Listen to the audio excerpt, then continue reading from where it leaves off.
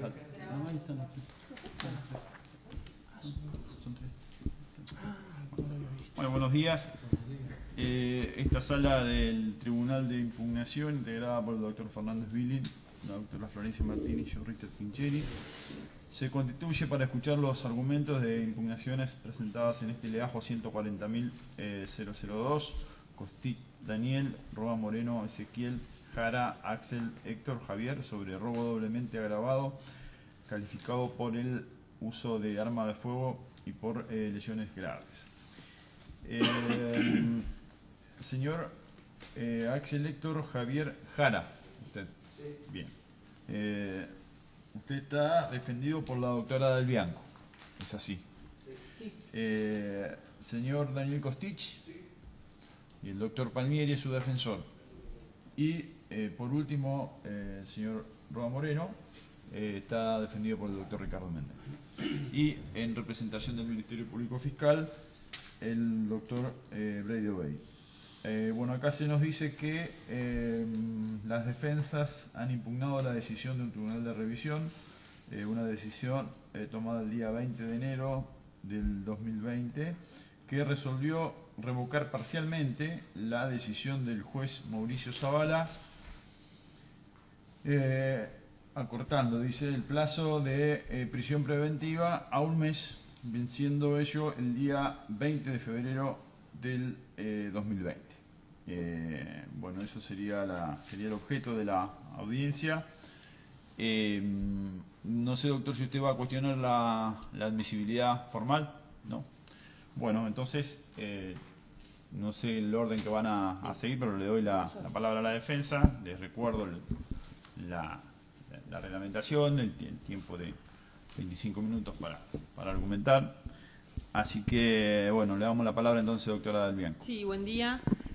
Bueno, como usted señala, esto es una impugnación presentada contra una decisión de un tribunal de revisión que estuvo compuesto por los doctores Nazareno Eulogio, Laura Andrea Barbé y Juan Pablo Valderrama, que en fecha 20 de enero de este año deciden revocar parcialmente la decisión del doctor Mauricio Zavala, cortando el plazo de prisión preventiva, como usted señaló, pero lo cierto es que confirma, digamos, con esta decisión la extensión de la prisión preventiva, que es lo que había decidido el doctor Zavala. El doctor Zavala había resuelto en la audiencia originaria, digamos, de la extensión de la prisión preventiva, rechazó, por un lado, la prisión domiciliaria, que habíamos solicitado como una medida alternativa menos gravosa a la prisión preventiva, y por otro lado dispuso la extensión de la prisión preventiva de los tres imputados por el término de 3 meses. Ante esta decisión nosotros interpusimos revisión y el Tribunal de Revisión extiende la prisión preventiva, solamente que acorta el plazo a un mes de duración. Concretamente la impugnación es contra esta decisión, es decir, contra esta extensión de la prisión preventiva, en este caso a mi defendido, entendiendo que se da, bueno, por un lado la admisibilidad formal, no la voy a señalar porque no hay una oposición de la Fiscalía, pero sí fue presentado el recurso en plazo, incluso contando, aunque no considero que sea así, los días corridos y no hábiles, señalando específicamente los agravios y contra la resolución de este tribunal. En relación a los agravios y por qué cuestiono esta decisión, en primer lugar entiendo que la decisión del Tribunal de Revisión es una decisión que nos agravia concretamente porque no respeta el principio de mínima coerción penal, ni tampoco el derecho a la libertad personal. Por otro lado, entiendo que se vulneran los principios ya emanados de la Corte Suprema de Justicia, la Corte Interamericana de Derechos Humanos, de necesidad y excepcionalidad de la medida, que también son receptados en nuestro Código Procesal Penal, específicamente que señala que la libertad es la regla y que excepcionalmente y solo cuando esté justificados determinados riesgos procesales se puede mantener una prisión preventiva como en este caso. El Tribunal de Revisión concretamente ratifica o de alguna forma convalida y extiende esta prisión preventiva señalando que existen a su criterio y a criterio del doctor Zavala el riesgo procesal de entorpecimiento. Específicamente señala que esto tiene que ver con 2 testigos que 3 testigos en realidad, pero digamos 2 testigos originarios de la causa, que son la testigo Susana Aravena y el testigo Wilfredo Ulloa. Susana Aravena era una persona que vivía en la casa de Roa Moreno y que es una testigo de oídas que oportunamente declara que ella habría escuchado que Jara y que Roa Moreno hablaban del hecho y que Jara habría reconocido que él había sido el que se había mandado una cagada, estas son sus palabras, y que había reconocido que fue el que disparó. Esto es lo que oportunamente dijo la testigo. Y el testigo Wilfredo Ulloa es tío de Roa Moreno y en relación a Jara en particular no señaló ninguna cuestión porque no lo conoce. Ninguno de estos 2 testigos, ni oportunamente, ni hay ninguna otra entrevista nueva en relación a ellos, manifestaron algún tipo de temor digamos, en esta situación. Y esto fue, digamos, la resolución originaria en relación a la protección o al peligro de entorpecimiento en relación a estos 2 testigos. Y en la audiencia que se hizo ante el doctor Zavala se incluyó tanto en la resolución del doctor Zavala como en la resolución del Tribunal de Revisión la protección también de la víctima, que en este caso es Pablo Sánchez, que es el taxista y que fue dado de alta, y también se le hace una entrevista, hay 2 entrevistas videofilmadas que yo tengo transcriptas de Pablo Sánchez, y en ninguna de las 2 entrevistas el testigo menciona o manifiesta o dice algo respecto a tener algún tipo de temor respecto de los imputados. Esto es, digamos, para que tengan una noción de cuál sería el objeto de protección o cuál sería el riesgo procesal al que aluden los jueces. Y en la resolución que confirma la extensión de la prisión preventiva, el argumento central de los jueces tiene que ver con señalar que en verdad se debía extender la prisión preventiva, o se debía mantener la prisión preventiva, es decir, la medida más gravosa, fundado principalmente en las características del hecho. Incluso el doctor que hace el voto, el doctor Eulogio, sí. Eulogio dice que, para que quede claro, incluso nos lo dice así, si ustedes quieren impugnar, para que quede claro, nosotros tomamos en cuenta para fundar esta prisión preventiva o esta extensión de prisión preventiva las características del hecho. La gravedad del hecho, dice, no solamente entendido como la pena en expectativa, sino también que tiene que ver con las características del hecho. Es decir, que el parámetro con el cual se funda de alguna forma o intenta fundar el tribunal esta medida de coerción tan gravosa como la extensión de la prisión preventiva, cuando ya hace 6 meses que están privados de libertad, tiene que ver para ellos con las características del hecho. Yo entiendo, y esto es una resolución a mi criterio infundada, a mi criterio vulnera concretamente la normativa procesal. La característica del hecho no es no está en la norma como uno de los parámetros a tener como uno de los riesgos procesales, porque entonces de alguna forma estarían legislando y diciendo que el Código Procesal dice que en base a las características del hecho no se puede, se vulnera, digamos, o en base a las características del hecho, si son hechos graves, directamente no existiría la necesidad de analizar otras medidas de coerción menos gravosas. Yo entiendo que decir esto, decir que la gravedad del hecho y la pena en expectativa, que es lo que dijeron y por eso mantienen este riesgo procesal, que en verdad hay una confusión también, porque en verdad esto tiene que ver con el peligro, con el peligro o el riesgo procesal de fuga, más que con el riesgo de entorpecimiento, pero el argumento central que ellos utilizan es decir que por las características del hecho se debe convalidar esta prisión preventiva, y argumentan, y esto también es un motivo de agravio, que en verdad no hay ninguna otra medida procesal menos gravosa que pueda garantizar estos riesgos procesales, que son la protección de estos 3 testigos que yo señalaba.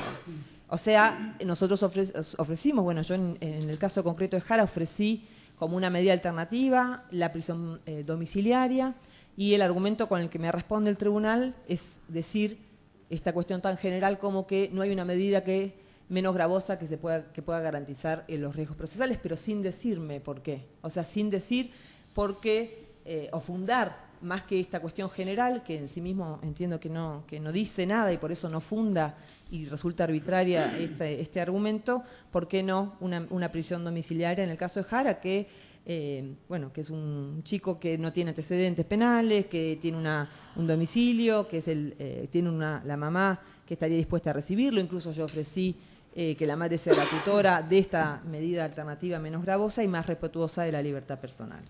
Estos son los argumentos que en concreto señala el tribunal. Quiero decir algunas cosas que me parece que son importantes. Lo primero es qué es lo que nosotros tenemos que, o qué es lo que ustedes tienen que analizar respecto de una extensión de prisión preventiva, ¿no? Y entiendo yo que lo primero que se debe analizar es si los riesgos procesales que oportunamente se fijaron o se entendieron para fundar una prisión preventiva siguen vigentes. Esta es la primera pregunta que entiendo se deberían hacer y yo entiendo que en este caso estos riesgos no siguen vigentes. En relación a la testigo Aravena, yo les decía que era una testigo de oídas porque es una testigo que dijo lo que supuestamente Roa Moreno le dijo y lo que ella afirmó era que el que había disparado era Jara.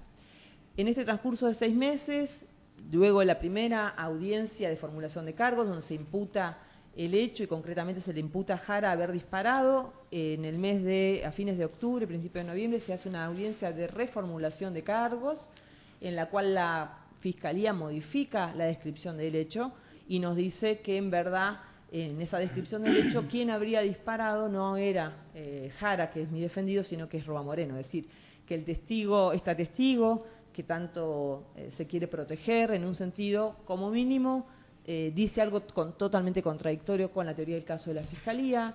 Yo entiendo que sería una testigo que sinceramente no aportaría nada al caso, porque en todo caso si volviera a decir lo mismo sería contrario a lo que dice la Fiscalía, o sea, o es una testigo que miente o es una testigo que no debe ser tenido en cuenta. Y además hay desde el 16 de octubre del año 2019, le preguntamos a la Fiscalía si sabía si estaba vigente o no, es una testigo que la Fiscalía intentó entrevistar y que está con pedido de paradero por la propia Fiscalía, es decir que evidentemente no es una testigo que está siendo protegida con tanto ahínco, ni es una testigo que tenga, por lo menos nosotros entendemos, tanta importancia su testimonio. Es en relación a ese testigo. En relación a Ulloa, entiendo que tampoco hubo durante estos 6 meses algún elemento que nos diga que esa hipótesis de que iba a haber algún tipo de amedrentamiento de los testigos hubiera existido, que hayan ido a decir algo, a denunciar algo.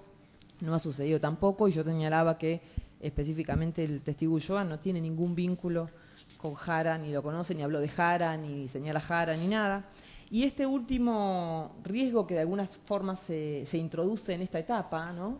En una extensión de prisión preventiva se introduce de alguna forma un nuevo riesgo que tiene que ver con señalar que por un lado se está más cerca de la audiencia contra la acusación, que ya está fijada para este jueves, y por otro lado decir que como el testigo víctima, que es el señor Sánchez, está dado de alta, entonces ya hay que presuponer que por las características del hecho, como dijo el tribunal, este testigo hay que protegerlo. Eso me parece que es nuevamente una argumentación falaz, es un riesgo que no fue oportunamente analizado en la primigenia medida, es algo que se introduce luego, que en todo caso tendría que ser analizado como un nuevo riesgo, es decir, como una nueva medida cautelar dictada en particular con respecto al testigo, o sea, la misma medida cautelar pero fundado en un nuevo riesgo que no había sido oportunamente, pero que yo entiendo que no está demostrado en lo más mínimo que exista ni objetivamente. Tengo transcriptas las 2 declaraciones de Sánchez y en ningún momento dijo que siente temor o se siente temorizado entiendo que la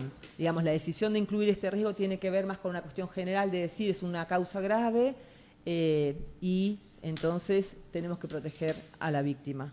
Entonces entiendo que estas argumentaciones del tribunal son argumentaciones arbitrarias. Como dije, los riesgos procesales no existen, no están vigentes, por lo menos los que fueron analizados oportunamente.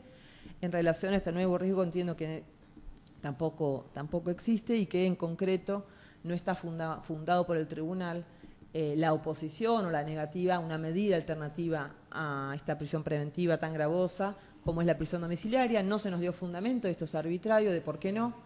Y como señalé, entiendo que los argumentos brindados por el tribunal, principalmente este argumento general de decir las características del hecho, es un argumento erróneo, es un argumento contrario a derecho, porque no está la característica del hecho como una razón en la normativa procesal para negar una medida alternativa menos gravosa, respetuoso de la libertad personal. Y, por supuesto, también entiendo, y con esto ya termino, que no está demostrado ni la excepcionalidad ni la necesidad concreta, en este caso, de la prisión preventiva que se ha extendido. Eso nada más por ahora. Bien, gracias, doctora. Bueno, perdón, en concreto lo que solicito es que se revoque esa resolución del tribunal y se conceda la prisión domiciliaria en el domicilio de la madre. Bien. ¿Quién continúa?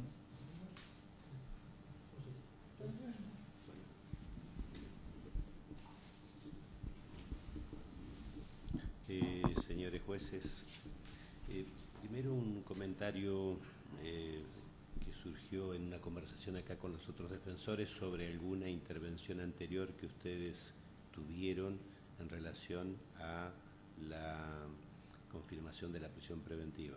Desde nuestra perspectiva, nosotros no tenemos ningún inconveniente en que ustedes intervengan en este caso, aunque pueda haber una intervención anterior. No comprometo la opinión de los demás colegas, en todo caso ellos después se pronunciarán.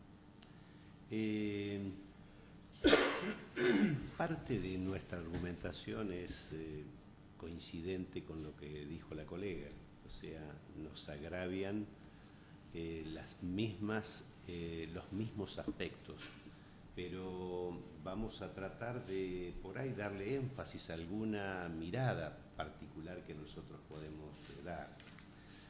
Lo concreto para como punto de partida y por supuesto prescindiendo de todos los aspectos que tienen que ver con la admisibilidad formal, porque no va a ser discutida por la Fiscalía. Pero lo concreto es que nuestro asistido, Ezequiel Roa Moreno, le han extendido la prisión preventiva sobre la base de uno de los riesgos procesales. Ese riesgo procesal es el peligro de entorpecimiento.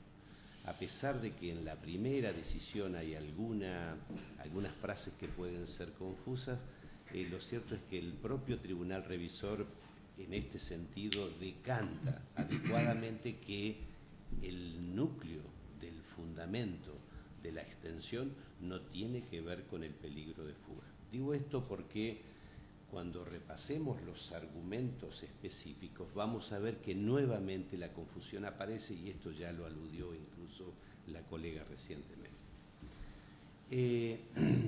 Dos agravios son los que nosotros invocamos en nuestra presentación escrita. El primero de ellos es que la decisión es arbitraria porque carece de una motivación suficiente, especialmente en lo que concierne a la justificación de este riesgo de entorpecimiento. Pequeña línea previa que tiene que ver con lo que yo creo un error por ahí en el estilo de fundamentación del Tribunal Revisor. El Tribunal Revisor alude muchas veces a que el juez que dispuso la extensión tiene motivos y que ellos solamente pueden revocar si esos motivos son arbitrarios. Sin embargo, para poder examinar los motivos tienen que ser explícitos, tienen que estar exteriorizados y hay que examinar la razonabilidad de esos motivos. Digo esto porque cuando uno repasa la resolución del Tribunal Revisor aparece mucho como que hay motivos in pectore. Pero esta discusión de que el juez pudo tener motivos, pero esos motivos no se exteriorizaron debidamente o no son razonables, yo creo que es una discusión ya absolutamente zanjada. Hoy no se puede sostener que si el juez evaluó motivos, con eso nos alcanza. No, los motivos tienen que ser razonables, los tenemos que conocer, los tenemos que discutir llegado al caso. Concretamente, en relación a este riesgo de entorpecimiento, nos hablan de la testigo Aravena, del testigo Ulloa y del temor de la víctima, o por lo menos del riesgo en relación a la víctima. Insisto, no como una causal autónoma, sino para avalar el riesgo de entorpecimiento. Ulloa y Aravena son testigos absolutamente periféricos, que es un tema no menor. No puedo mencionar simplemente, hay un testigo que por ahí puede tener alguna situación de riesgo. Uno tiene que mirar también qué aportan a la causa, qué aportan a la teoría del caso, como para saber si realmente estos riesgos, que pueden estar en abstracto, están en concreto. Y la verdad que estos son testigos absolutamente periféricos. Vivían debajo, vivían al lado, no pueden aportar nada directo sobre los hechos. Y para colmo de males, como bien señaló la colega que me precedió, la testigo Aravena da una versión que es incompatible con la teoría del caso de la Fiscalía. O sea que la verdad es que los más interesados en que declare, y probablemente en que declare en la forma que lo hizo ante la Fiscalía, somos nosotros, los defensores del señor Ezequiel Roa Moreno. Así que, al contrario, en lugar de hostigar, amenazar, en realidad tenemos que preocuparnos por cuidar esa fuente de información. Digo esto para que no se invoque un riesgo en abstracto que en concreto no tiene ninguna justificación. En el caso de Ulloa, menos, ni siquiera aporta eso. Puede aportar cosas que tienen que ver con las personas que iban a la casa, más periférico. Y por otro lado, testigo con el que ha habido problemas de convivencia, simplemente por vecindad, pero que no tienen nada que ver con los hechos concretos. Y respecto de la víctima, Pablo Sánchez, dos cuestiones valiosas. Una, nunca dijo que haya recibido alguna amenaza directa o indirecta que pueda adjudicársele a cualquiera, mucho menos al nuestro. Pero por otro lado, el tribunal pareciera que evalúa, el tribunal revisor evalúa de una manera distinta la situación objetiva de que en un primer momento estaba internado y después está en su casa, como si ese pase del sanatorio, del hospital a la casa, implicara un incremento del riesgo. Yo diría que es exactamente lo contrario. Si en el hospital podía estar en un nivel de mayor vulnerabilidad frente a alguna acoso, hostigamiento, etc., en su propia casa, en su refugio, con los suyos, el riesgo es infinitamente menor. Y aparte no lo menciona, con lo cual las tres invocaciones que se hicieron, las hizo la Fiscalía, las hizo el tribunal que impuso la extensión y las menciona también el tribunal revisor, la verdad no constituyen un elemento concreto, serio, razonable que justifique la extensión de la prisión preventiva. Y este tema se conecta con lo que podríamos llamar los principios que rigen en materia de prisión preventiva. El estándar es muy exigente a partir de la sanción de este código y también de la evolución de toda la jurisprudencia argentina. Cuando nos hablan del principio de excepcionalidad, nos están diciendo que la regla durante el proceso es la libertad. Cualquier imputado tiene derecho a la libertad durante el proceso, tiene derecho a esperar su juicio en libertad. Cuando el Código además nos dice que para aplicar una medida de coerción y en particular la prisión preventiva, esta medida tiene que ser indispensable, necesaria e indispensable, nos está fijando un estándar altísimo, nos está diciendo que no hay otra alternativa. No nos está diciendo simplemente que elijo esto o elijo aquello. Y el orden como están acuñadas todas las formas de restricción de la libertad, al ubicar la prisión preventiva sobre el final, nos está diciendo que ese es un orden de prelación. Y por supuesto esto también se conecta con la segunda causal, pero lo menciono acá porque nos parece que tiene que ver con esta ausencia de motivación. El otro argumento que se menciona acá, la verdad que rara vez se invoca para justificar un peligro de entorpecimiento, la gravedad del hecho. Generalmente esto suele vincularse con el otro peligro, que es el peligro de fuga, y más que nada conectado con la escala penal, porque eso implica una especie de incentivo eventualmente para la fuga cuando la pena es muy alta. Esta discusión no debiera darse acá. Pero el tribunal insiste con la gravedad del hecho y trata de explicarlo en términos de características del hecho. No hay un detalle de cuáles son esas características que tienen que ver con el peligro de entorpecimiento. Uno, en abstracto, lo que piensa es el tipo de lesión, la secuela que puedan dejar las lesiones. Todas estas pautas, que son las que están en el tipo penal o que deben ponderarse al graduar la pena, son aspectos absolutamente sustantivistas que deben estar ajenos a la discusión y a la justificación de una medida de coerción. Eso es del derecho penal, eso es de la pena, no es de una medida de coerción, tampoco de la prisión preventiva. Por otra parte, en esta evaluación de los riesgos, también hay que mirar qué conducta, qué actitudes ha tenido nuestro defendido, Ezequiel Roa Moreno, en relación al hecho. No hay una sola inconducta, no hay ningún comportamiento procesal que uno lo pueda, por lo menos, mencionar en este sentido. Podría haber otra causa, un hostigamiento de un testigo, una amenaza a alguna persona. No hay ningún episodio anterior, no hay ningún episodio a partir de la iniciación de esta causa.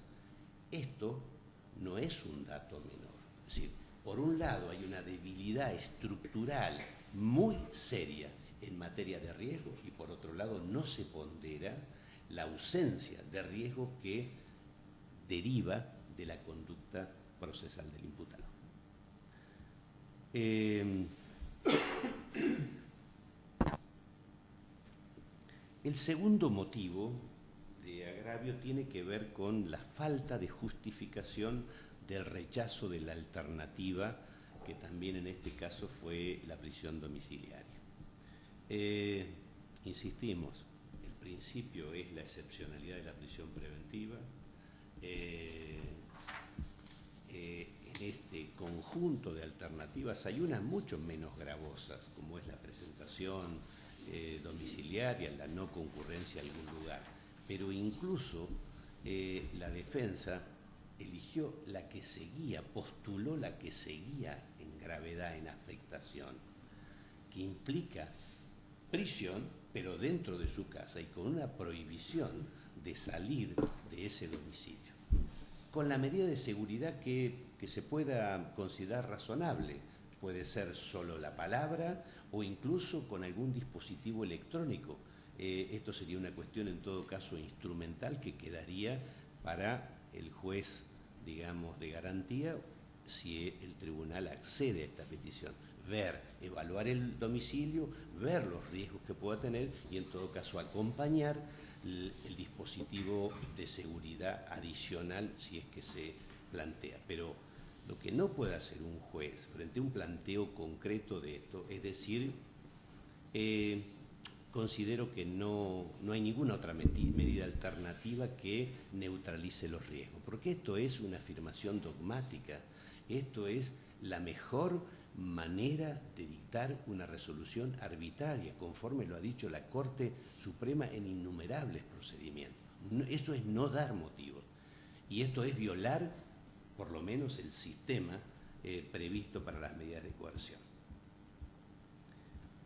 En función de estas circunstancias, señores jueces, nosotros también vamos a pedir que se revoque la decisión del Tribunal Revisor, que se ordene la prisión domiciliaria del señor Ezequiel Roa Moreno bajo la modalidad que corresponderá discutir con el juez de garantías a la mayor brevedad, teniendo en cuenta que habrá que revisar el domicilio, habrá que ver las posibilidades técnicas de contar con algún dispositivo o algún otro mecanismo. Pero lo que pedimos concretamente es que se revoque la decisión por los argumentos expuestos y que se decida en el sentido que estamos propiciando.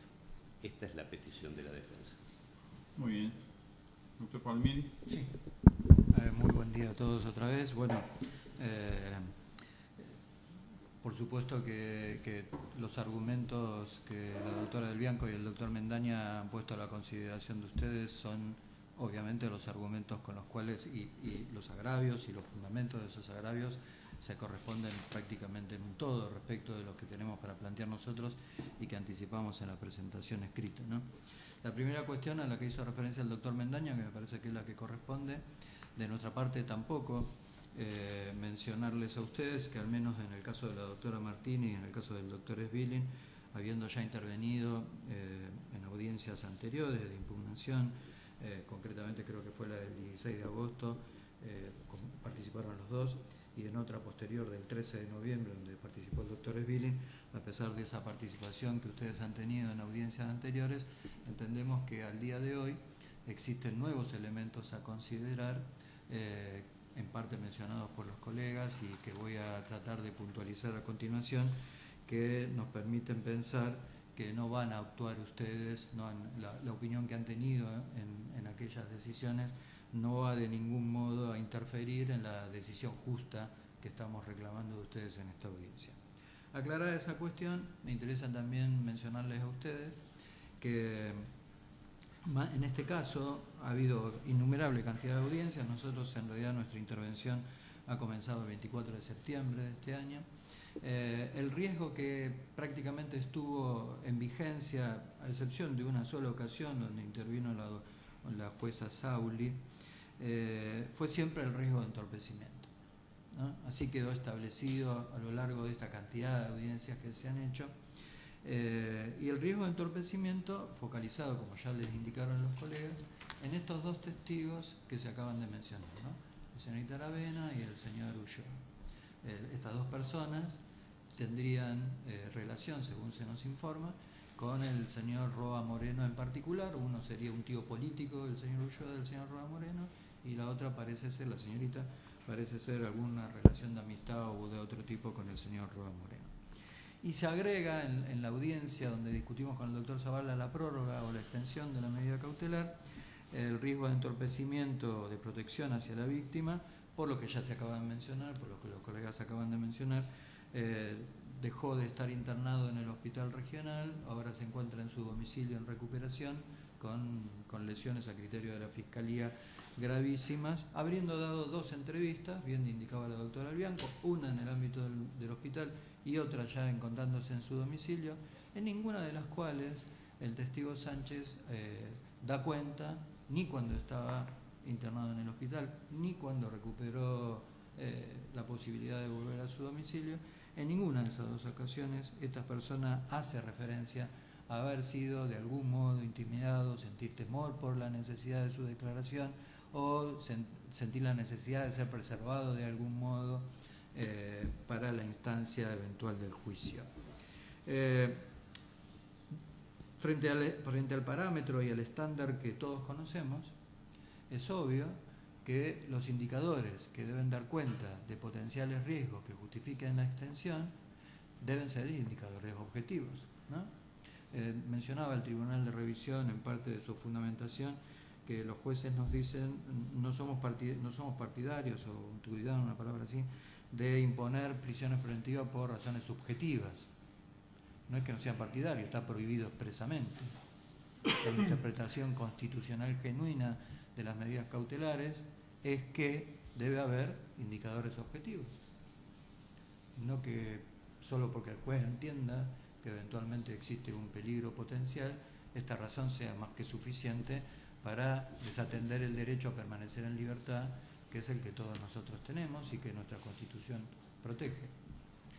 Pero lo que me interesa señalar particularmente en este caso, más allá de lo que ya han dicho los colegas y que creo innecesario reiterar, son tres cuestiones muy puntuales. La primera, reiterar algo que los colegas ya han dicho y que a mí me parece central. Luego de estos 6 meses de investigación, la decisión que ustedes, o al menos dos de ustedes tomaron en aquella ocasión respecto al potencial riesgo de entorpecimiento de la investigación, se vinculaba con estas dos personas, ¿no? Con el testigo Ulloa y la testigo Aravena. Esto se vuelve a reiterar ahora. Es la misma situación hoy que hace 6 meses atrás, cuando ustedes tomaron las decisiones, en el caso del doctor Trincheri no, la primera vez, pero en el caso de los dos restantes sí. ¿Es la misma situación? No, no es la misma situación. Objetivamente, aquellos potenciales riesgos procesales que justificaban la medida cautelar más gravosa y la no aplicación de ninguna medida alternativa. ¿Es la misma existente hoy respecto a estas personas? No, y les doy razones. En el caso del señor Kostich, que es la persona que en este caso me toca asistir legalmente, parecería que estuviera aún más lejano la posibilidad del riesgo. ¿Por qué digo esto? Porque al señor Kostich no se le atribuye haber participado de manera directa del hecho, no se le atribuye haber estado en el lugar del hecho donde ocurre o donde sucede pretendidamente los disparos que causan las lesiones de la víctima. Se le atribuye una participación distinta, a mi modo de ver, afectando el principio de legalidad y la teoría del delito, que tiene que ver con el tipo de colaboración que habría dado en ese caso, que eso por supuesto lo vamos a discutir en la audiencia de control de la acusación. Pero digo, más allá de esta circunstancia, lo cierto es que ninguno de estos dos testigos mencionados desde el comienzo aportan información que tienda a aclarar cuál es la participación del señor Kostich en este caso. Ninguno de los dos. En el caso del señor Ulloa, sí afirmó conocerlo el señor Kostich, sí afirmó que iban muchas personas a ese domicilio, y como parte de esa afirmación, yo tengo las testimoniales de grabadas del señor Ulloa, habla de personas de apellido Kostich, pero no puede identificar específicamente de qué Kostich estamos hablando. Es una verdad del sentido común, y todos conocemos que en el ámbito de la comunidad de los señores Kostich no hay un solo Kostich posible, hay muchos Kostich posibles. La Fiscalía buscó profundizar esta cuestión y le solicitó prueba adicional al señor Ulloa sobre si el señor que tenemos juzgado hoy con prisión preventiva hasta ahora sería el mismo que él referenció. Aportó una cantidad de fotografías, 184 fotografías. Esto me interesa señalarlo y lo vengo repitiendo en cada audiencia. El señor Ulloa aportó 184 fotografías de las personas que concurrían a ese domicilio. Se ve que el señor estaba particularmente preocupado, ¿no? Vaya a saber por qué razón, en sacarle fotografías a las personas que iban a ese lugar. De esas 184 fotografías, el señor Kostich, Daniel Kostich, aparece en una sola, un año antes de que este hecho ocurriera. Un año antes. Y aparece dentro de una camioneta, si quiere se las exhibo y la Fiscalía podrá confirmar o no lo que estoy diciendo, porque es así. Y la señorita Aravena, cuando fue entrevistada, bien dice la doctora del Bianco, y fue ella la que nos exhibió, porque la verdad que eso yo no tenía conocimiento, que hay un pedido de captura de la señora que le consultamos al fiscal Brey de si ese pedido de captura está vigente todavía, de violación de paradero, digo, de la testigo que buscamos proteger, ¿no? De la testigo que supuestamente estaría potencialmente amenazada y que justificaría que estas personas sigan privadas de la libertad. Pero más allá de eso, cuando fue interrogada respecto del señor Kostich, la señora textualmente dijo que lo conocía, pero que hacía mucho tiempo que no concurría a su domicilio. Lo dijo con esas palabras, textuales palabras. Con lo cual, la verdad, como bien mencionaba el doctor Mendaña, ¿cuál es el impacto en términos de evidencia, desde el punto de vista de la teoría del caso de la Fiscalía, que estas dos personas tienen para aportar respecto del hecho? No estoy pidiendo que ustedes hagan una valoración de la prueba de este caso. Lo que les estoy pidiendo es que ustedes analicen, y creo que es lo que corresponde que ustedes hagan, que ustedes analicen si estos dos testigos que se busca proteger tienen el valor que la Fiscalía les otorga. Y la verdad es que no lo tienen. Lo pudieron haber tenido al comienzo, cuando se investigaba. Pero el derrotero de la investigación, ya terminada, porque como bien dijo la doctora Albianco, el jueves tenemos la audiencia de control de la acusación, lo cierto es que ya han perdido esa virtualidad probatoria que antes tenían. Pero para colmo, si hacía falta agregar algo más, la señorita Aravena brinda una versión, como testigo de oídas, como indicó la doctora del Bianco, que se contrapone con la teoría del caso actual de la Fiscalía. Porque a partir de la versión de la señorita, la formulación de cargo inicial le atribuía al señor Jara haber sido el autor de los disparos. Pero luego, esto se modifica en la reformulación que ya les explicó la doctora del Bianco, para que, a partir del testimonio del señor Sánchez, prestado libremente y sin ningún tipo de intimidación, el identificado sea una persona distinta del señor Jara. Con lo cual, ¿cuál sería la trascendencia probatoria en términos de protección, de justificar una privación de la libertad de una persona que está afirmando lo contrario de lo que dice la Fiscalía? ¿Cuál? ¿Cuál es el sentido de esa protección? Por eso también participamos del criterio de que aquellos iniciales riesgos hoy día están muy desdibujados, potencialmente neutralizados, y que entendemos que no justifican por sí mismos el dictado de la medida cautelar más gravosa. Y lo que sí se agrega luego en la audiencia de extensión de la prisión preventiva con el doctor Zavala es el argumento planteado por la Fiscalía de que habría la necesidad de proteger a la víctima y que frente a esa necesidad de proteger a la víctima, la única medida posible que tiende a justificar esta protección que merecería sería la de la medida cautelar más gravosa. Dos cuestiones: la ya mencionada, la ya reiterada, la ya repetida. En ninguna ocasión el señor Sánchez argumenta haber sido intimidado de ninguna manera. Con lo cual, ¿cuál sería el dato objetivo que nos permite pensar que esto puede pasar? Digo, para volver al argumento de los jueces del Tribunal de Revisión, no disponemos prisiones en términos subjetivos. Bueno, ¿cuál es el indicador objetivo? Por supuesto que no lo pueden afirmar que el testigo haya dicho que esto pasó porque no ocurrió. Porque hasta el día de hoy no ocurrió. Y la Fiscalía no informa que la víctima haya requerido asistencia especial o protección especial. La Fiscalía no informó que cuando recuperó, pudo volver a su domicilio, la víctima reclamó alguna protección de parte del Estado frente a la eventualidad de ser de algún modo intimidado. No hay nada de eso. Como digo habitualmente, pura ficción. Pero vean, hay cantidades de casos. Traigo algunos a colación. No uno, muchos. Cantidades de casos donde personas que agreden a otros con disparo de arma de fuego, con la intención de causar la muerte, incluso en una posición más grave que en este caso, en la cual no se ha entendido que había necesidad de protección a la víctima de ninguna manera porque la víctima no lo reclamó. Ese es el estándar. Fuente César, 61.529/16. El doctor Breide estuvo en ese caso. Hermosilla Andrés, 16.903/14. Gutiérrez Ramón, actualmente en control de acusación, 137.135/19. Palavecino Pablo, el doctor Breide estuvo en esa audiencia, en ese juicio, llevó adelante ese caso. 13.084/14.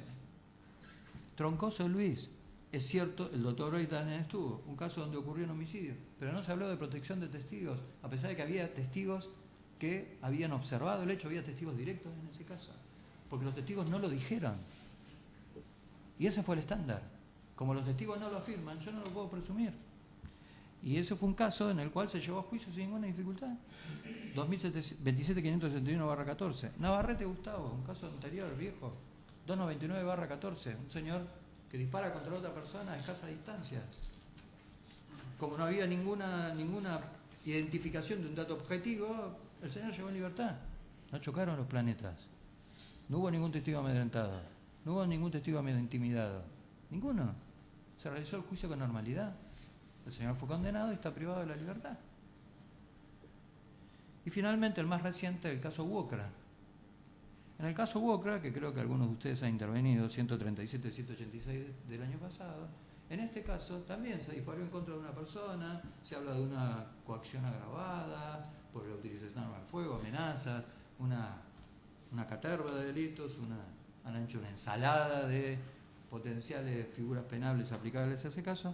Ninguna de las personas que estaban vinculadas a la víctima, como la víctima no aludió a haber sido intimidada o agredida en ningún momento, el estándar que impuso el Tribunal de Impugnación, ha sido precisamente el que corresponde.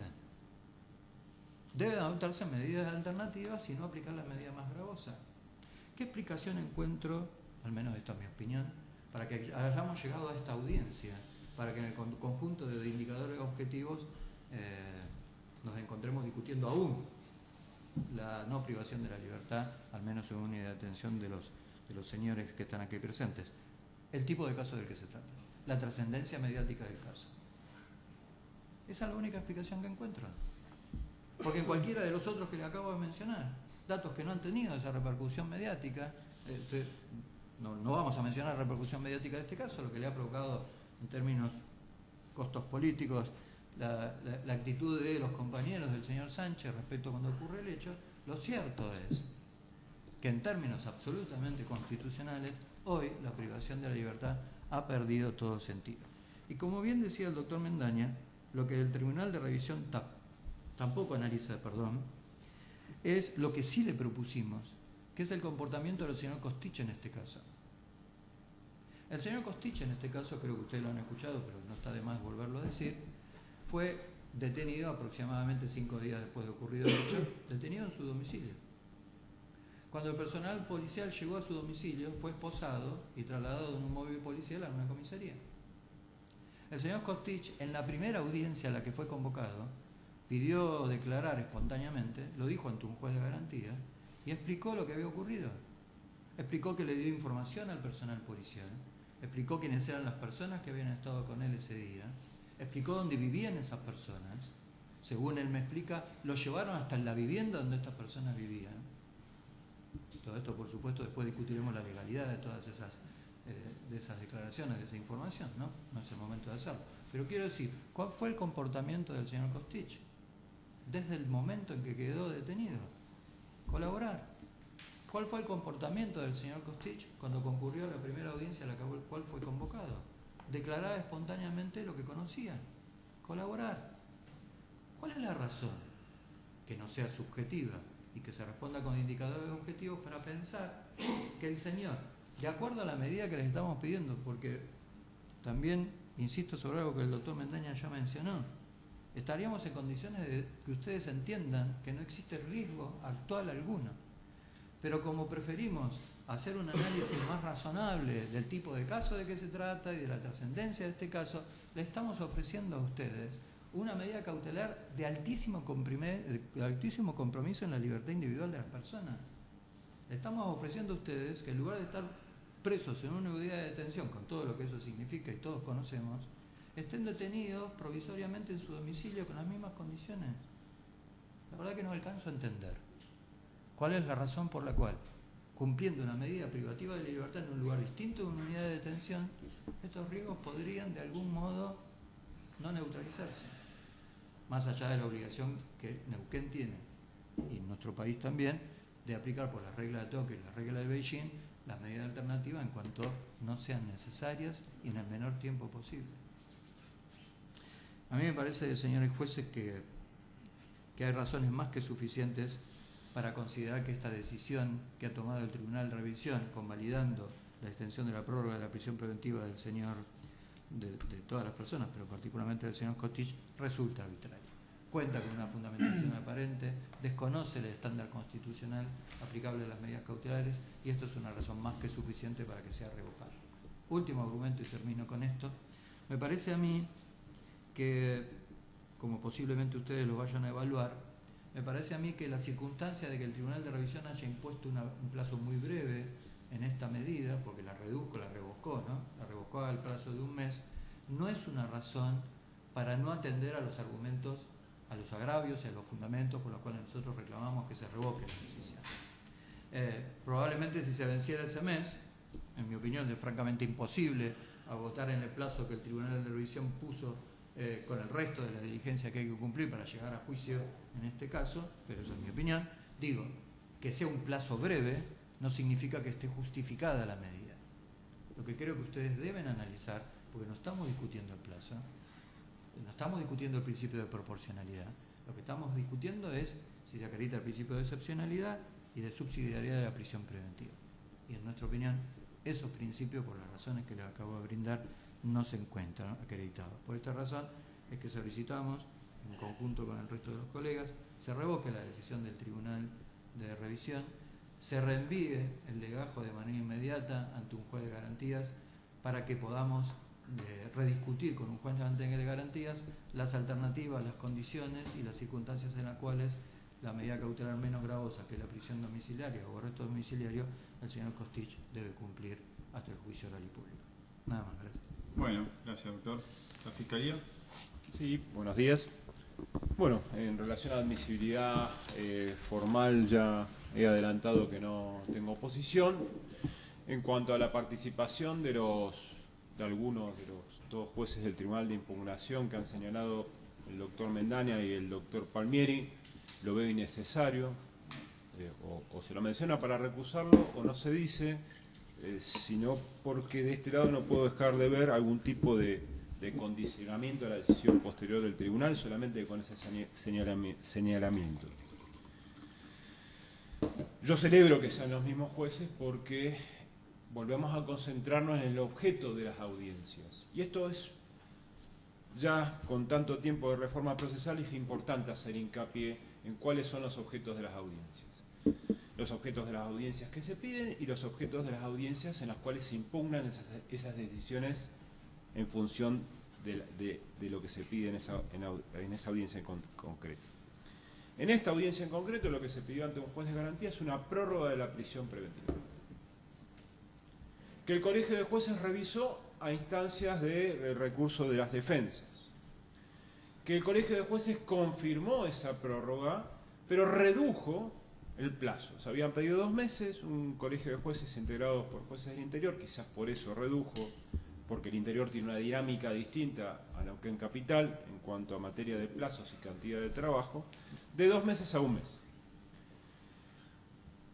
¿Qué es lo que se puede impugnar, más allá de sostener la arbitrariedad o la falta de fundamentos que se hizo de manera genérica y no concreta, ante una prórroga de una prisión preventiva?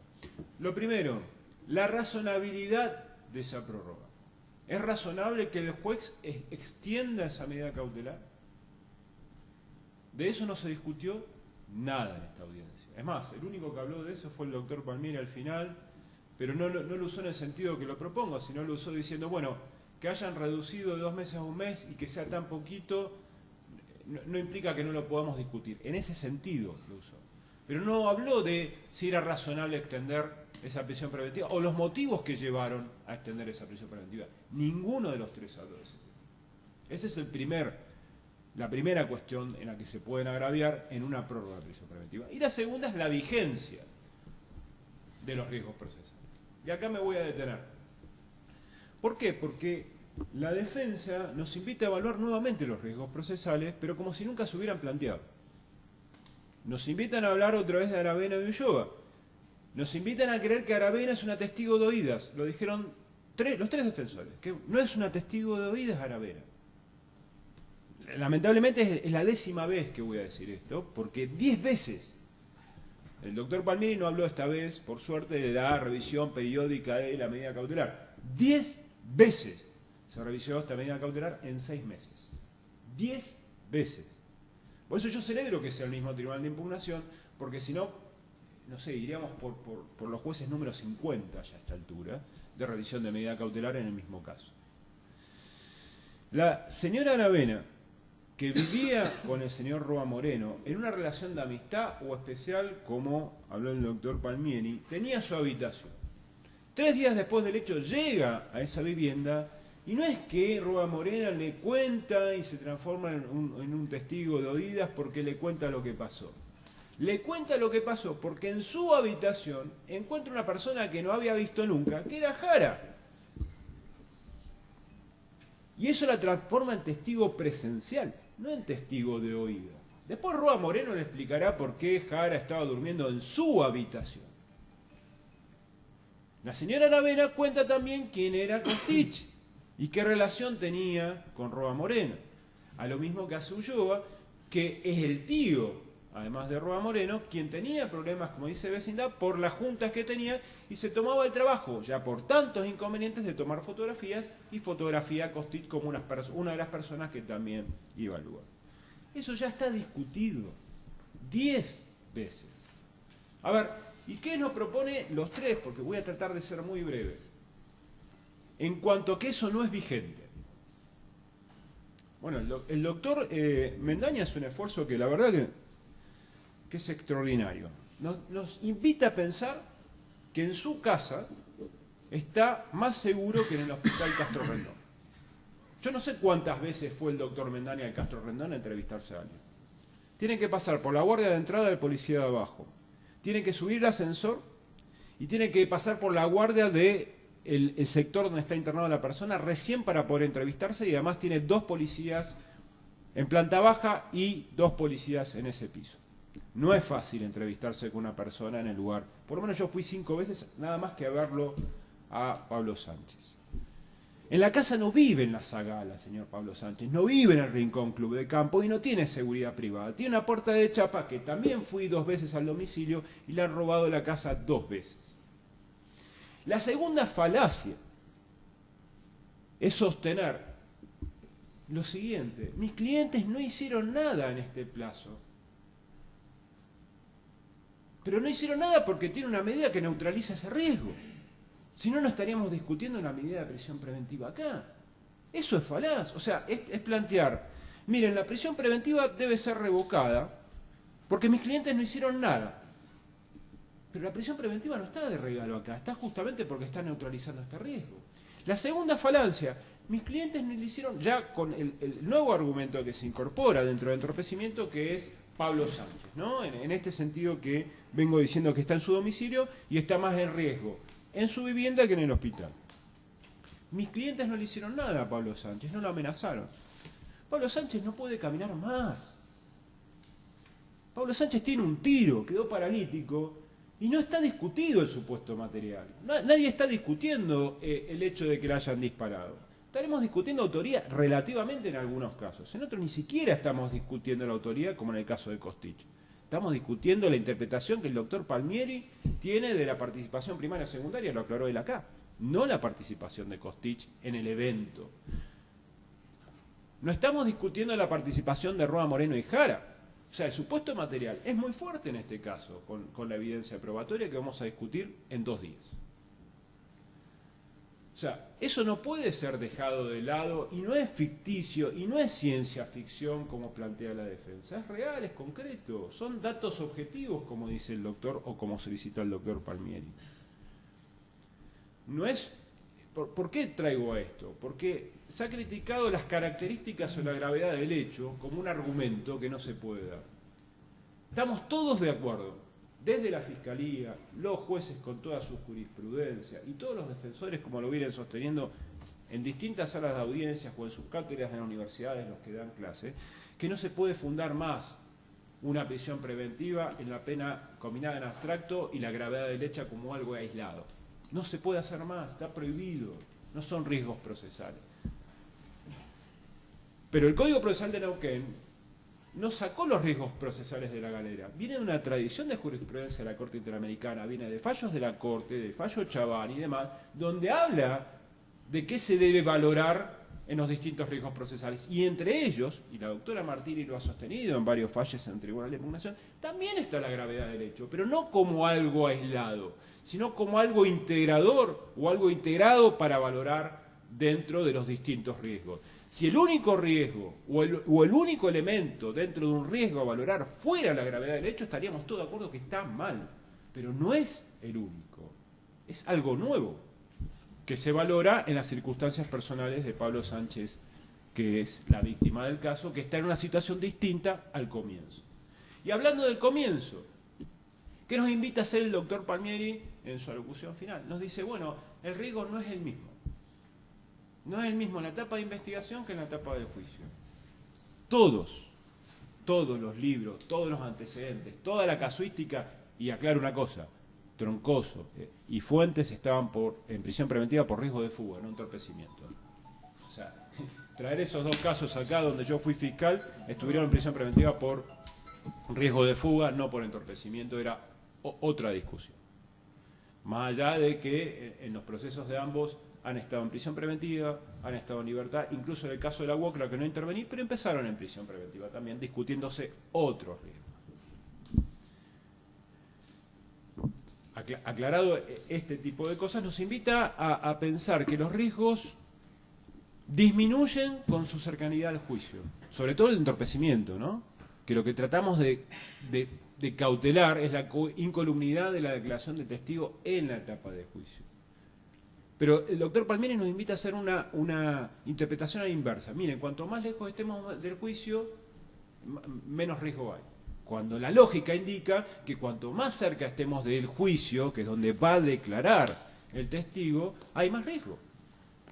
Entonces, no es verdad lo que plantea el doctor, que nos invita a hablar de la vigencia del riesgo procesal en términos de paso del tiempo.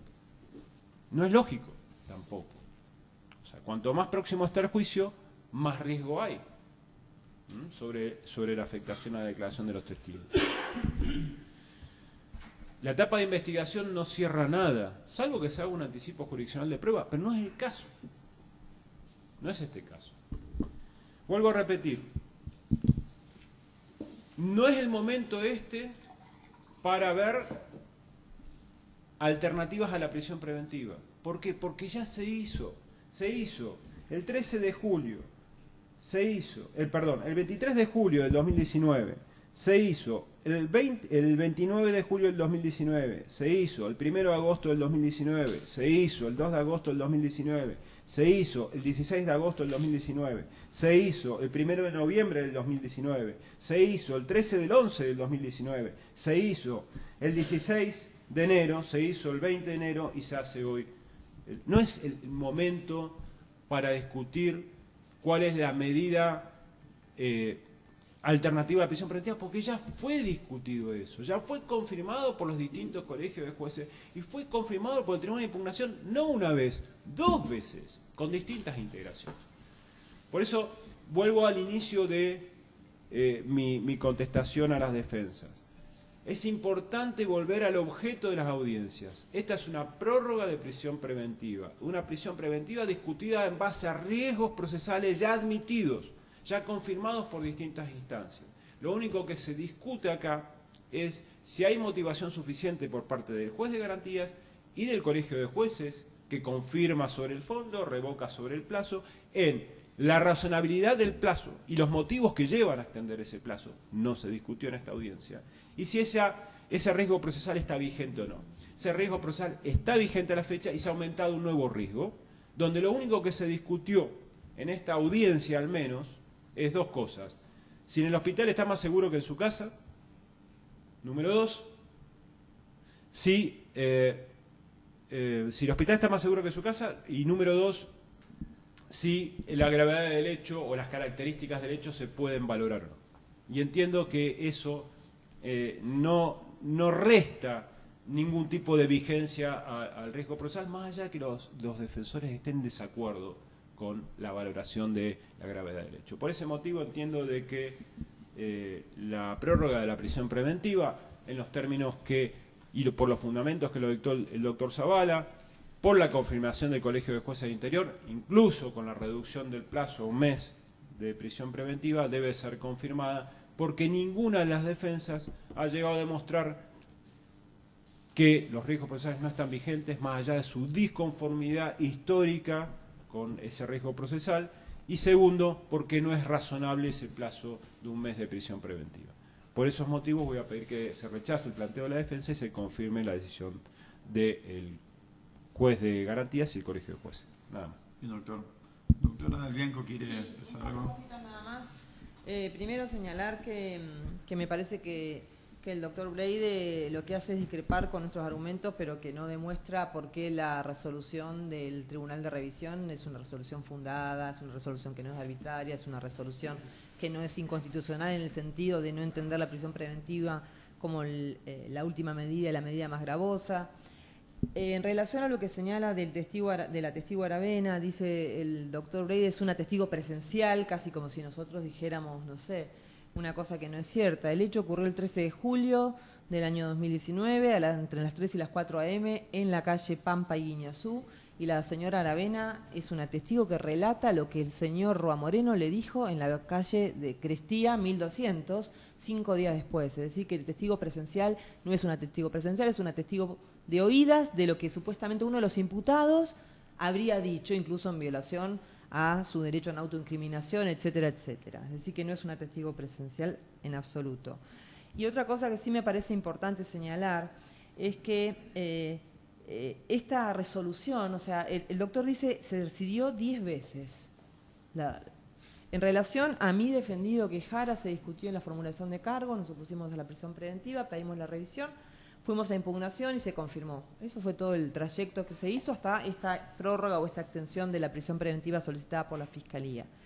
y tan, de alguna forma, arbitraria o tan infundado o tan fundado única y pura y exclusivamente en la gravedad del hecho, entendido como lo señala el doctor Palmieri, de las circunstancias públicas de este caso, es que a mí me llama mucho la atención. ¿Por qué no se analiza cada caso concreto? Porque acá se habla en general y se analiza en general, el doctor Breide habla todo en general, pero no se analiza en concreto. O sea, el riesgo procesal es de cada uno en particular, no es una cosa general. Sin embargo, estamos discutiendo acá resoluciones generales, es lo mismo. Es esta resolución para los tres todo el tiempo. Bueno, eso algo muestra, como mínimo que es una resolución que no analizó en cada caso particular si estos riesgos, como señala el doctor Breide, siguen vigentes o no, que me parece que es la discusión clave, bueno, y todo lo que ya he señalado, así que no voy a reiterar nada más.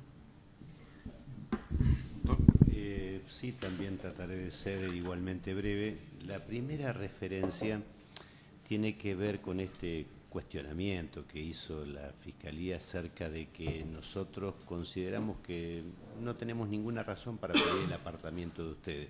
No hay ninguna connotación.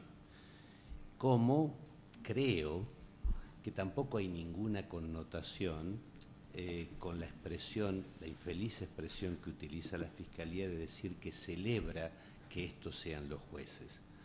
Entiendo que lo dijo en un sentido figurado, pero que no es porque cree que ya tienen una postura tomada. Creo que nuestra expresión no tenía ninguna connotación y quiero pensar que la del fiscal tampoco la tiene. Yendo a los argumentos, hay dos cuestiones pequeñas pero trascendentes.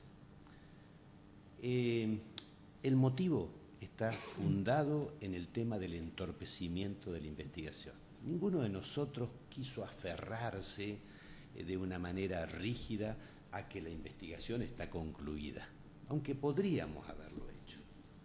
No desconocemos que hay alguna jurisprudencia que dice que esta causal se puede extender. Ojo, se puede extender yendo más allá de la literalidad del precepto.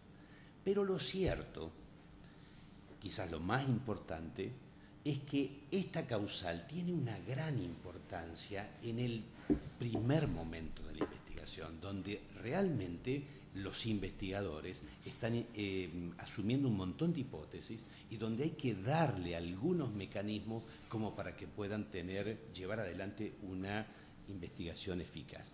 A medida que transcurre el tiempo, la verdad que este motivo cada vez se debilita más. Salvo que existan acciones, actos concretos que en realidad nos están justificando o incluso incrementando el riesgo. Cuando nosotros decimos que durante 6 meses no pasó absolutamente nada en relación a ninguna de estas personas merecedoras de protección, estamos dando un dato objetivo. Antes era mucho pronóstico. Hoy hay posibilidad de que hagamos un diagnóstico de la situación de los riesgos. Y ahí sí, todo lo que dijeron los colegas acerca de cuáles son los datos objetivos. Entonces, creo que desde esa perspectiva el estándar sube, por más que en algún momento inicial se podría haber aceptado una justificación menor, después no es igual. Pero es más, la Corte Interamericana ha dicho que en realidad cuando uno analiza los riesgos, lo dijo en general, a medida que pasa el tiempo, el estándar sube, porque hay más elementos para examinar. De modo tal de que uno no puede mantenerse que, ya lo dijeron hace 6 meses. No, hay que hacer un análisis actual, riguroso y con todos los elementos. Y la segunda cuestión, que está vinculada con el segundo agravio nuestro, es decir, que no analizan las salidas alternativas, el mejor reconocimiento de que la decisión del Tribunal Revisor no tiene fundamentos es la postura de la Fiscalía, que tuvo necesidad de decir que otros tribunales en otras oportunidades hicieron esa ponderación. ¿Por qué no se pudo remitir a los motivos de este Tribunal Revisor, que es lo que estamos revisando? Porque no hay motivos. O sea, acá la defensa de la Fiscalía en realidad nos da más elementos para sostener que ese rechazo no tiene ningún fundamento. Y un tema más a propósito de esto, de si está en condiciones más vulnerables la víctima ahora o antes. Y nos dice que fue varias veces a verlo. Yo conozco el hospital, no lo he ido a ver, por supuesto, a la víctima, pero he ido a ver a muchas personas. Tiene toda una circulación absolutamente porosa. Yo puedo ir desde el servicio de maternidad y terminar en traumatología. Nadie me está siguiendo, nadie me pide una tarjeta que me permita ir pasando por niveles de seguridad. No hay, eso no existe. Cualquier persona, claro, si alguien se presenta ante el policía de la entrada y le dice, mire, vengo a amenazar al testigo tal, seguramente no lo van a dejar pasar, pero eso es ridículo. Y por último, más allá de que la puerta de la casa de la víctima sea de chapa, hay 1000 posibilidades de brindarle protección a una víctima, si el Estado quiere, si la Fiscalía quiere, en lugar de sacrificar uno de los valores que tiene que respetar, que es la libertad de los imputados. Nada más. Muy bien.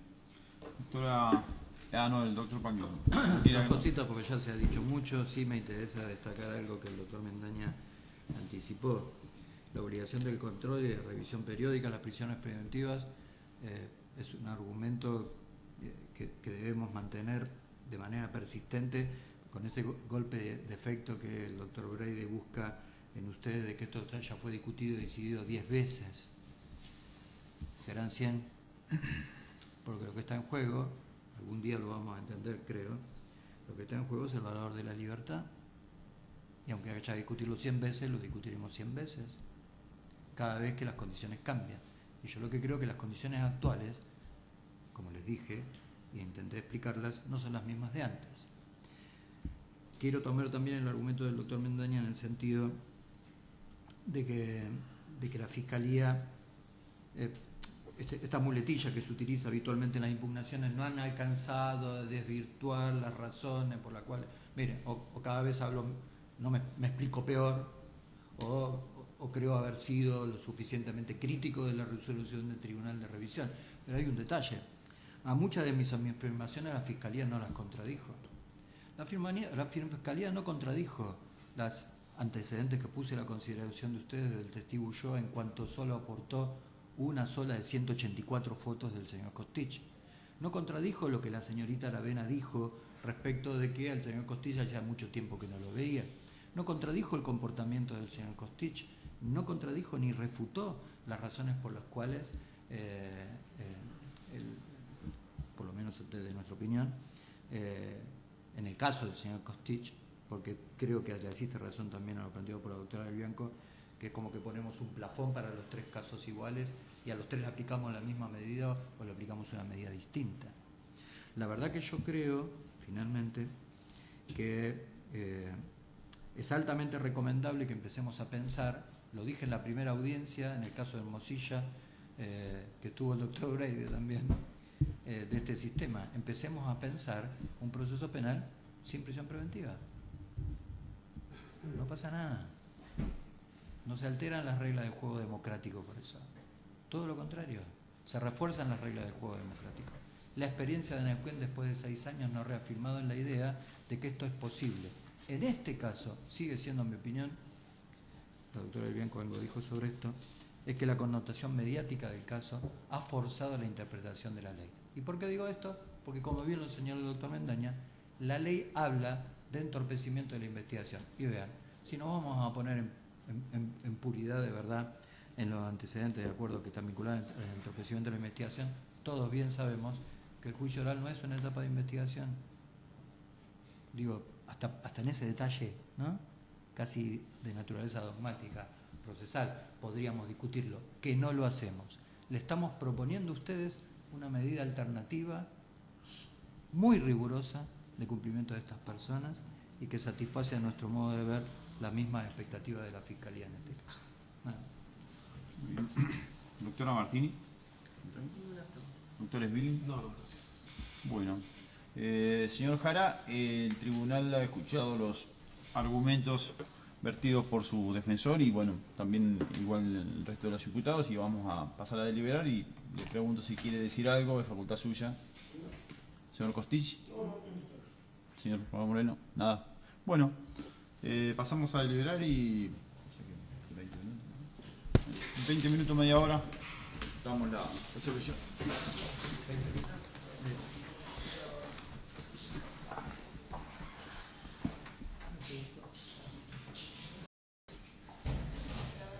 Bueno, muy bien. Hemos deliberado y arribado a una resolución por unanimidad que va a ser expresada por mi colega el doctor Fernando Esvili.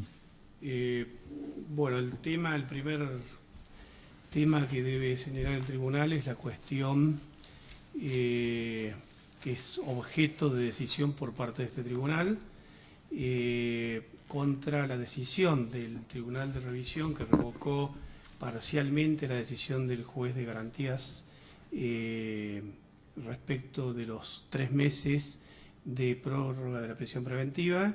Revocó y establecieron que debía ser solamente de 1 mes.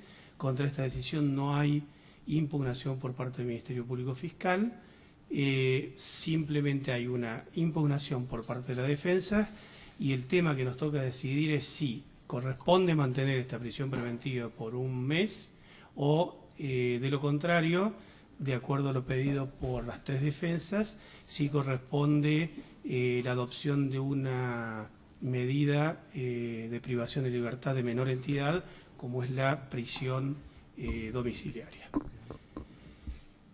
Con esto también estamos ya señalando que el remanente de riesgos, más allá de todo lo alegado durante el transcurso de esta audiencia, existe en la medida en que se está solicitando expresamente una prisión domiciliaria. Y en este sentido,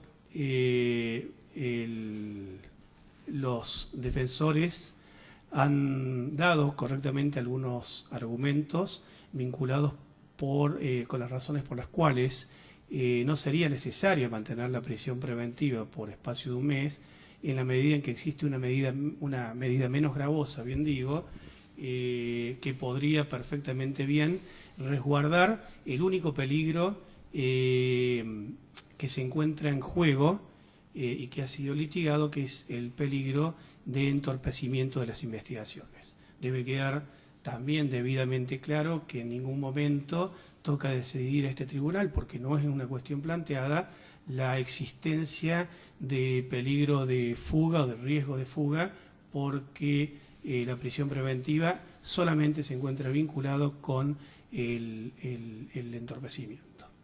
Hemos escuchado los argumentos expuestos por las partes en esta audiencia y entendemos que el Ministerio Público Fiscal y también el Tribunal Revisor no han podido dar fundamentos sólidos que permitan de algún modo poder sostener la prisión preventiva cuando no han sido debidamente fundamentadas las razones por las cuales una prisión domiciliaria no sería suficiente para resguardar este remanente de riesgo procesal. Digo esto porque nos tomamos, obviamente en este receso, un tiempo para ver la resolución sobre la cual se discutió por parte de la resolución adoptada por el doctor Nazareno como presidente de ese tribunal de revisión, y pudimos observar que existe un serio déficit de fundamentación vinculada con esta cuestión, porque si bien en algún momento señaló que el tribunal no toma decisiones basadas en cuestiones subjetivas, lo cierto es que no dieron fundamentos suficientes sobre el tema que se estaba planteando, y que era la innecesariedad del mantenimiento de la prisión preventiva cuando era suficiente justamente la medida alternativa de la prisión domiciliaria para resguardar este riesgo. Por esta razón entendemos que es infundada la decisión. También debemos señalar que existe alguna, entendemos, intromisión por parte del Tribunal de Revisión respecto de los plazos que estipula para que se lleve adelante la audiencia de control de acusación y el juicio, porque piden acortamiento de algunos plazos respecto de las agendas de la Oficina Judicial de la Ciudad de Neuquén, pero con un desconocimiento de cuál es la capacidad que tiene la Oficina Judicial desde el punto de vista de recursos materiales y jueces para poder llevar adelante con urgencia un juicio cuando existe innumerable cantidad de audiencias que deben ser resueltas por pocos jueces que integran el Colegio de Jueces de la Ciudad de Neuquén, razón por la cual entendemos que en este punto debería ser más prudentes las decisiones que se adoptan y que se vinculan justamente con una cuestión de plazos de medidas cautelares. También queremos señalar y requerir a las partes que no se hagan innecesarias invocaciones e intervenciones previas al tribunal en la medida en que los jueces del tribunal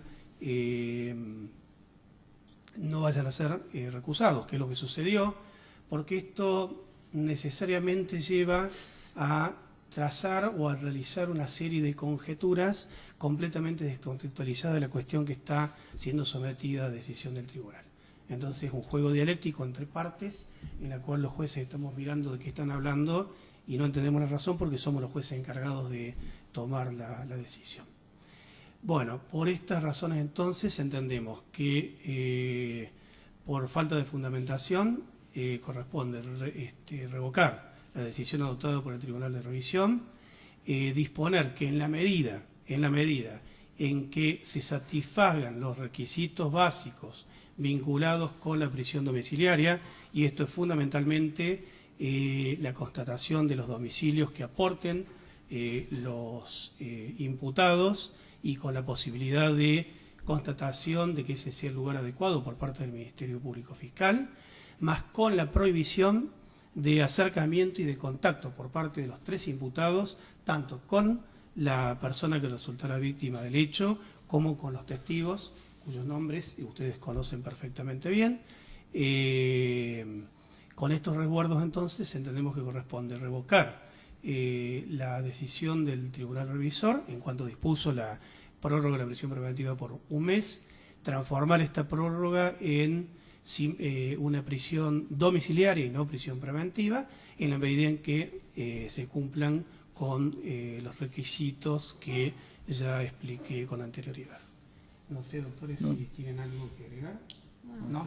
Bueno, con esto entonces se tiene por revocada la prisión preventiva y nos imponen por el resultado obviamente de la revisión las costas y debe llevarse a cabo en un plazo prudencial, permitiendo de este modo la constatación de los domicilios por todas las partes, la audiencia para discutir la prisión domiciliaria. Esto es todo. Bueno, gracias.